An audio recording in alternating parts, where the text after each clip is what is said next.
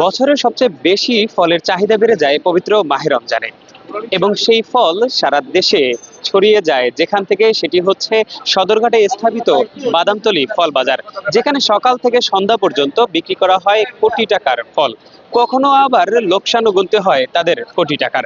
তবে এবারের বাজারের স্থির চিত্র যদি আপনাদেরকে দেখাই, তাহলে দেখতে পাবেন যে সকাল থেকে সন্ধ্যা পর্যন্ত কিন্তু সাধারণ মানুষ এখানে আসছেন, এবং বিশেষ করে ঢাকায় যারা ফুটপাত এবং ছোট ছোট বাজারে এবং বিভিন্ন অলিতে গলিতে যারা ফল বিক্রি করে থাকেন, তারা এখান থেকেই পাইকারি ফল ক্রয় করে নিয়ে সেখানে বিক্রি করেন চড়া দামে এবং লাগাম ছাড়া দামে, কিন্তু লাগামহীন দামে কিন্তু বিক্রি করার ফলে সাধারণ ক্রেতাদের কিন্তু কিনতে কষ্ট হচ্ছে এবং বেশিরভাগ সময় সাধারণ মানুষরা ফল কিনতে পারছে না।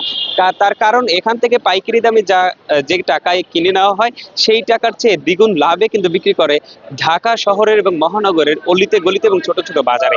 এবং আপনাদেরকে যদি এখানকার পরিবেশ দেখানোর চেষ্টা করি, আপনারা দেখতেই পাবেন যে এখানে কিন্তু যারা শ্রমিকরা রয়েছেন তারা ট্রাক থেকে বিভিন্ন ধরনের ফল, দেশি বিদেশি ফল, ফলগুলো এখানে নামাচ্ছেন এবং বিভিন্ন দোকানে পাইকারি দোকানদারকে দিচ্ছেন, এবং পাইকারি দোকানদার থেকে সেখান থেকেই কিন্তু আবার পাইকারি দামে কিনে নিয়ে খুচরা বিক্রেতারা ঢাকার বিভিন্ন প্রান্তরে ছুটে যাচ্ছেন।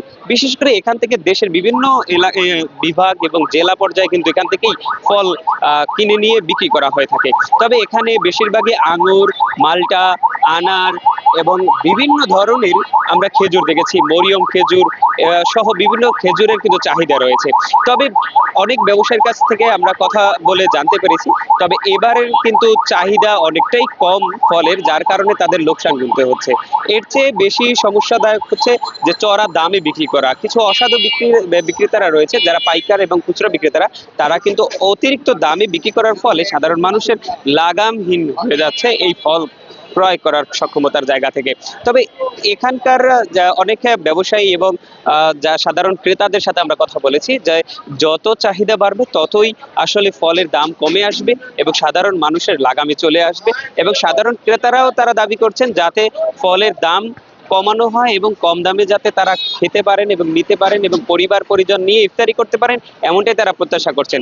তবে এবারের শত কোটি টাকা ছাড়িয়ে হাজার কোটি টাকা বিক্রি হওয়ার প্রত্যাশা করেছিলেন শুরু থেকে ব্যবসায়ীরা। তবে সেই প্রত্যাশা এখন কিছুটা লাগাম আসলেও, তবে শেষ পর্যায়ে তারা তাদের প্রত্যাশিত যে বাজার, সেই বাজার তারা পাবেন এমনটাই তারা প্রত্যাশা করছেন। এই ছিল সর্বশেষ আমার দেশের বৃহৎ ফল বাজার বাদামতলী বাজার সদরঘাট থেকে সর্বশেষ তথ্য। আমি সাথে ছিলাম আপনাদের সাথে হোসাইন সিপাহী, সময়ের কণ্ঠস্বর, ঢাকা।